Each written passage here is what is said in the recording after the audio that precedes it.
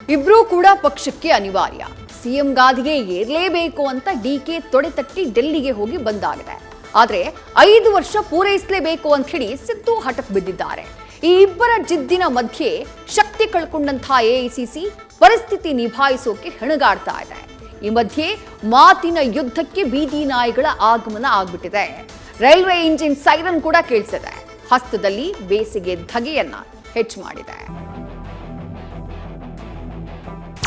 High court ಪದೇ ಪದೇ ಬೀದಿ ನಾಯಿಗಳನ್ನೆಲ್ಲ ಹಿಡಿದು ಒಳಗಾಕಿ ಅಂತ ಹೇಳ್ತಿದ್ದಾರೆ.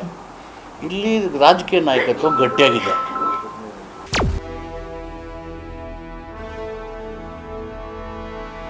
ನಾಯಿಗಳೆಲ್ಲ ಕಡಿದು ಜನಗಳ ರೋಗ ಬಂದು ರೇಬಿಸ್ ಬಂದರೆ ಅದು ಆರೋಗ್ಯದ ನಮ್ಮ ಆರೋಗ್ಯಕ್ಕಿಂತ ಅದು ಕಾಯಬೇಕು.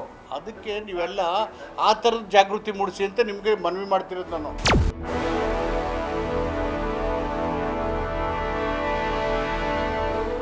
ಕಾಂಗ್ರೆಸ್ನಲ್ಲಿ ಬಣ ರಾಜಕಾರಣದ ಗಾನ ಬಜಾನ, ಜೋಗುಳದ ಸದ್ದು ನಿಲ್ತಿಲ್ಲ. ಸಿಎಂ ಪಟ್ಟಕ್ಕಾಗಿ ಎದ್ದ ದಂಗಲ್ ನಿತ್ಯ ನಿರಂತರ ಕಾದ ಹೆಬ್ಬಂಡೆಯಾಗಿದೆ. ಕಾರಣ ಕನಕಪುರ ಬಂಡೆಯ ಬುಡಕ್ಕೆ ಡೈನಮೈಟ್ ಇಟ್ಟು ಎಡಬಿಡದೆ ಕಾರ್ಯಾಚರಣೆಯಲ್ಲಿ ನಿರತವಾಗಿದೆ. ಪದೇ ಪದೇ ಕೊಟ್ಟ ವಚನ ಪ್ರಸ್ತಾಪದಿಂದ ಪ್ರಚೋದನೆಗೊಂಡ ಸಿಎಂ ಸ್ಥಾನಮಾನಕ್ಕೆ ಯಮುನಾ ದಂಡೆಯ ದಾರಿ ತೋರಿಸಿದ್ದಾರೆ. सीएम जरूर बनाएंगे लेकिन तारीख नहीं बताएंगे. ಹಸ್ತದಲ್ಲಿ ಮುಗಿಯದ ಕುಸ್ತಿ, ಕನಕಾಧಿಪತಿಯ ಕನಸು ಇನ್ನೂ ಮಿಸ್ಟ್ರಿ. ನವೆಂಬರ್ ಆಯ್ತು, ಡಿಸೆಂಬರ್ ಮುಗಿಯಿತು. ಹೊಸ ವರ್ಷ ಬಂದು 1.5 ತಿಂಗಳಿನ ಮಿಡ್ ನೈಟ್ ಮಸಾಲಾ ನಡೆಯುತ್ತಿದೆ.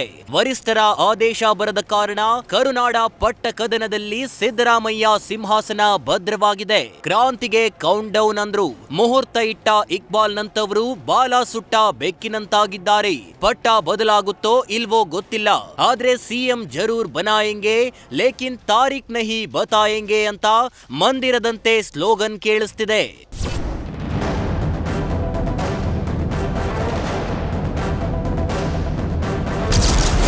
ನಾಯಕತ್ವ ಬದಲಾವಣೆಗೆ ಬೀದಿ ನಾಯಿ ಎಳೆದು ತಂದ ಮಹದೇವಪ್ಪ. ಹಾದಿ ಬೀದಿಯಲ್ಲಿ ಮಾತನಾಡೋದಕ್ಕೆ ಪರೋಕ್ಷವಾಗಿ ಲೇವಡಿ ಮಾಡಿದ್ರ. ನಿನ್ನೆ ಬಂಡೆ ಪಡೆ ರಾಂಗ್ ಆಗ್ತಿದ್ದಂತೆ ಇವತ್ತು ಸಿದ್ದು ಕ್ಯಾಂಪ್ ನೇರ ಮಾತಿನ ಯುದ್ಧಕ್ಕೆ ನಿಂತು ಬಿಟ್ಟಿದೆ. ಸಿದ್ದು ಆಪ್ತ ಮಹದೇವಪ್ಪ ನಾಯಕತ್ವ ಬದಲಾವಣೆ ವಿಚಾರದಲ್ಲಿ ವಿಚಿತ್ರ ಹೇಳಿಕೆ ನೀಡಿದ್ದಾರೆ. ನಾಯಕತ್ವದ ಚರ್ಚೆ ಎಲ್ರಿ ಇದೆ. ಹೈಕೋರ್ಟ್ ಬೀದಿ ನಾಯಿಗಳನ್ನೆಲ್ಲ ಪದೇ ಪದೇ ಹಿಡಿದು ಒಳಗೆ ಹಾಕಿ ಅಂತ ಹೇಳ್ತಿದೆ ಅಂತ ಬದಲಾವಣೆ ಬಯಕೆದಾರರನ್ನ ನಾಯಿಗೆ ಹೋಲಿಸಿದ್ರ ಅನ್ನೋ ಚರ್ಚೆ ಹಬ್ಬಿಸಿದೆ. ಇಲ್ಲಿ ನಾಯಕತ್ವದ ಚರ್ಚೆ ಎಲ್ರಿ ಇದೆ. ಹೈಕೋರ್ಟು ಪದೇ ಪದೇ ಬೀದಿ ನಾಯಿಗಳನ್ನೆಲ್ಲ ಹಿಡಿದು ಒಳಗಾಕಿ ಅಂತ ಹೇಳ್ತಿದ್ದಾರೆ. ಇಲ್ಲಿ ರಾಜಕೀಯ ನಾಯಕತ್ವ ಗಟ್ಟಿಯಾಗಿದೆ. ನಾಯಕತ್ವ ಬದಲಾವಣೆ ಬಗ್ಗೆ ಹಾದಿ ಬೀದಿಯಲ್ಲಿ ಮಾತನಾಡೋದಕ್ಕೆ ಪರೋಕ್ಷವಾಗಿ ಮಹದೇವಪ್ಪ ಲೇವಡಿ ಮಾಡಿದ್ರ ಗೊತ್ತಿಲ್ಲ. ಆದ್ರೆ ಹೈಕೋರ್ಟ್ ಹೇಳಿದ್ದನ್ನ ಹೇಳಿದೆ ಅಂತ ಮಹದೇವಪ್ಪ ಸ್ಪಷ್ಟನೆ ಕೊಡ್ತಿದ್ದಾರೆ. ನಾಯಕರು ನಾಯಿಗಳು ಅಂತ ಹೇಳಿದ್ನ ಹೈಕಮಾಂಡ್ಗೆ ಡೈರೆಕ್ಷನ್ ಕೊಡೋರು ಯಾರು?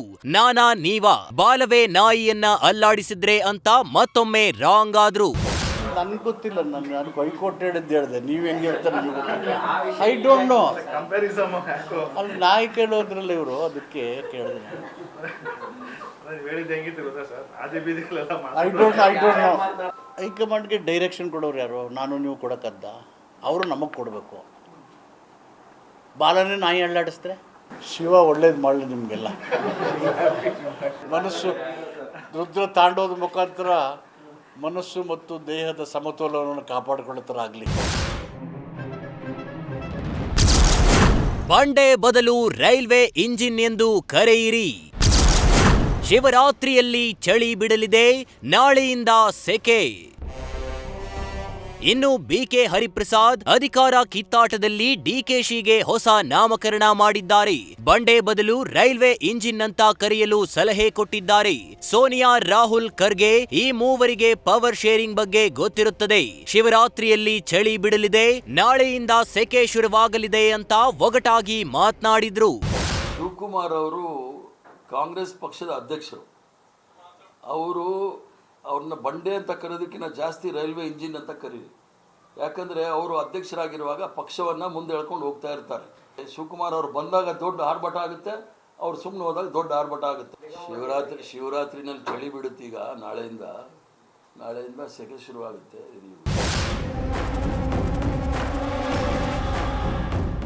ಈ ರೈಲ್ವೆಗೆ ಡಬಲ್ ಇಂಜಿನ್ ಏನೋ ಸರಿ, ಆದ್ರೆ ನಡೆಯುತ್ತಿರೋದು ಡ್ರೈವರ್ಗಳ ಸೀಟ್ ಜಗಳ. ಹರಿಪ್ರಸಾದ್ ಮಾತಿನಂತೆ ಶಿವರಾತ್ರಿ ಮುಗಿದಿದೆ, ಸೆಕೆ ಶುರುವಾಗಲಿದೆ. ಆದ್ರೆ ಈ ಸೆಕೆ ಯಾರ ಮುಖದಲ್ಲಿ ಬೆವರು ಉಕ್ಕಿಸಲಿದೆ ಅನ್ನೋದು ಸದ್ಯದ ಪ್ರಶ್ನೆ. Harish Kakol, political bureau, news first. News first ನಿರ್ಭೀತಿಯಿಂದ ನಿಮ್ಮ ಪರವಾಗಿ.